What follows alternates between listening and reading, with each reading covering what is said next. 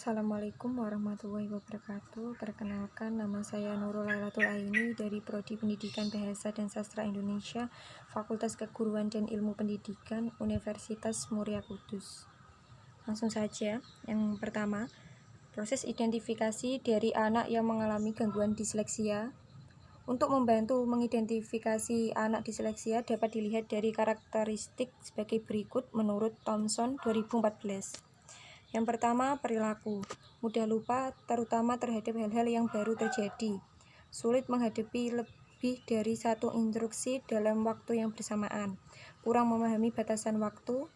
Bisa menjadi sangat keras kepala, mudah meluapkan kemarahan, sensitif terhadap keributan, kurang koordinasi, mudah teralihkan perhatiannya, tampak tidak mendengarkan orang yang dikatakan bicara. Yang kedua, membaca.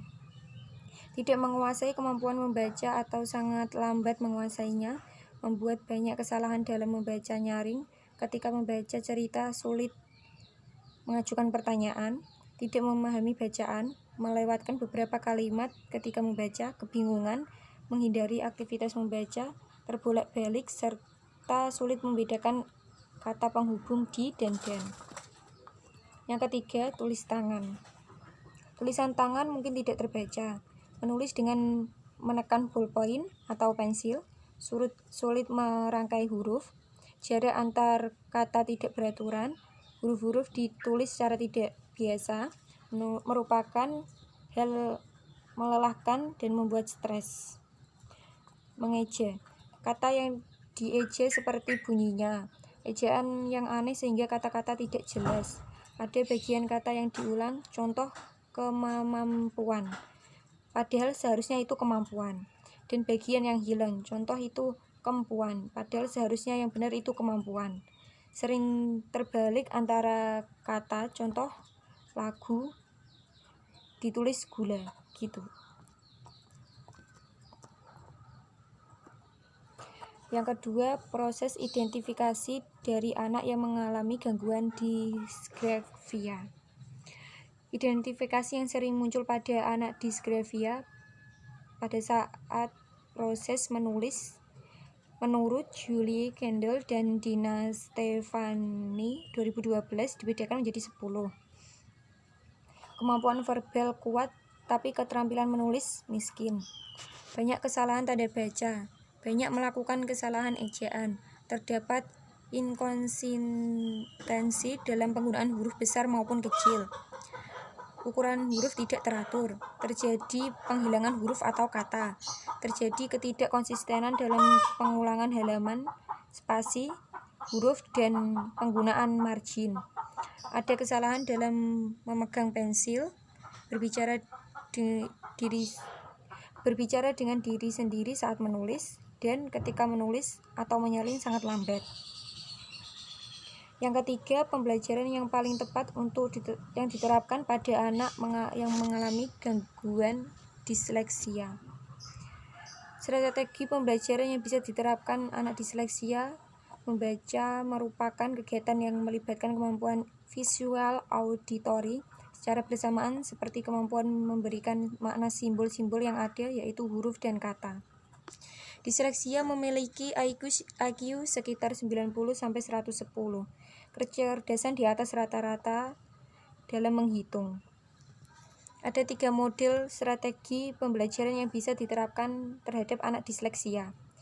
Yang pertama, metode multisensori, metode fonik atau bunyi, dan metode linguistik. Metode multisensori mendayagunakan kemampuan visual, kemampuan penglihatan, auditori, pendengaran, kinestetik, kesadaran dan gerak, serta taktil, perabaan. Metode multisensori anak diajarkan mengeja tidak hanya berdasarkan apa yang didengar, lalu diucapkan kembali, tapi juga memanfaatkan kemampuan memori visual, penglihatan, serta taktil sentuhannya.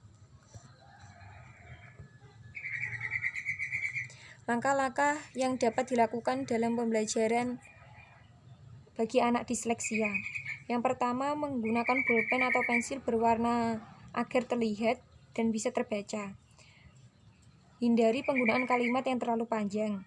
Jika ada buku teks yang memiliki paragraf panjang, ringkas menjadi hal yang pokok dalam bahasan atau urutan 1, 2, 3. Padukan pelajaran dengan video agar anak lebih mengerti.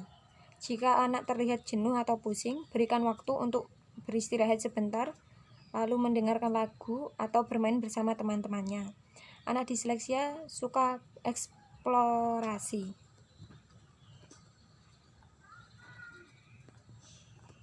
Yang keempat, model pembelajaran yang paling tepat untuk diterapkan pada anak yang memiliki gangguan disgrafia yaitu menggunakan model Quick Writing. Tahapannya yaitu pertama, pemodelan, memberi instruksi untuk membuat garis tidur, tegak, dan lengkung. Kemudian diberikan contoh visual. Yang kedua, mendeskripsikan garis tersebut.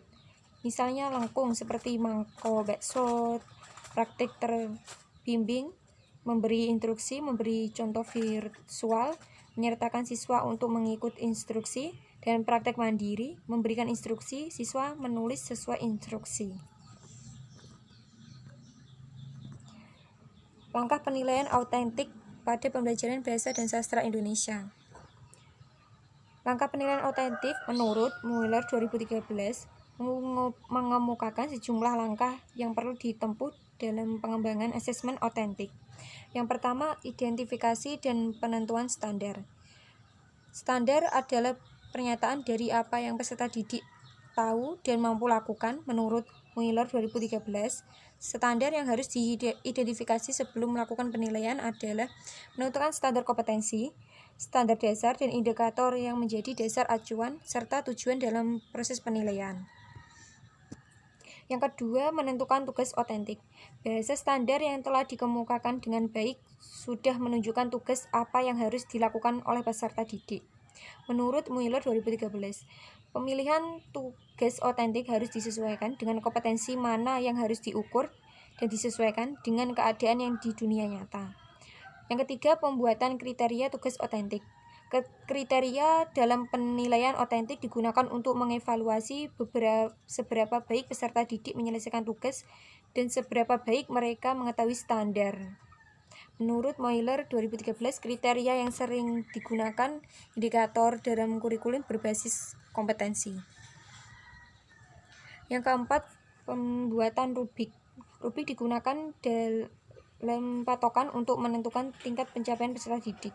Rubrik biasanya dibuat dengan berisi kriteria penting, tingkat pencapaian kriteria yang bertujuan untuk mengukur kinerja peserta didik. Menurut Mueller 2013, kriteria biasanya terdiri atas kata-kata tertentu yang mencerminkan apa yang harus dicapai peserta didik. Tingkat capaian kinerja umum ditunjukkan dengan angka-angka, besar kecilnya angka, menunjukkan tinggi rendahnya capaian hasil belajar peserta didik. Penilaian otentik kompetensi bahasa. Kompetensi bahasa seorang mencakup kosakata dan struktur bahasa juga ejaan menurut Nurgiantoro 2011. Unsur tersebut bersifat pengetahuan, diskret, terisolasi dan belum berfungsi komunikatif sebelum digunakan dalam sebuah wacana. Padahal penilaian otentik menuntut kompetensi kinerja dan bermakna. Oleh karena itu, tugas dalam wacana yang dimaksud kemudian membetulkan Nurgiantoro untuk wacana lisan selain kosakata dan kalimat, ditambah ketetapan ucapan dan penggunaan ejaan. Dengan demikian, penilaian kompetensi bahasa atau kebiasaan dapat merujuk pada penilaian kinerja peserta didik. Penilaian otentik kompetensi bersastra. Standar kompetensi bersastra dalam KTSP berkaitan dengan standar kompetensi berbahasa. Oleh karena itu, tagihan kompetensi bersastra seharusnya juga dilakukan melalui kompetensi berbahasa aktif, reseptif, dan produktif. Perbedaan penilaian kompetensi bersastra dan kompetensi berbahasa lebih kepada niat, tujuan, asumsi, teks yang diuji atau karya tulis yang dibuat peserta didik dinyatakan sebagai teks kesastraan. Contoh Tugas otentik untuk kompetensi bersastra antara lain pernyataan terbuka, pemberian tanggapan atas teks yang dibaca, proyek, menceritakan kembali cerpen, memparafrasa puisi, dan lain-lain. Penentuan tugas otentik kompetensi bersastra juga tidak terlepas dari kurikulum yang berlaku. Berikut kendala yang dialami guru dalam pembelajaran bahasa Indonesia melalui penilaian otentik. Yang pertama, keterbatasan waktu. Keterbatasan waktu merupakan kendala yang sering dialami guru mata pelajaran bahasa Indonesia di SMP negeri atau di SMA. Penilaian otentik yang diminta peserta didik untuk menunjukkan aplikasi dari penguasaan pengetahuan membutuhkan waktu yang tidak cukup sebentar. Terlebih ketika penguasaan pengetahuan tersebut harus dilakukan secara individu.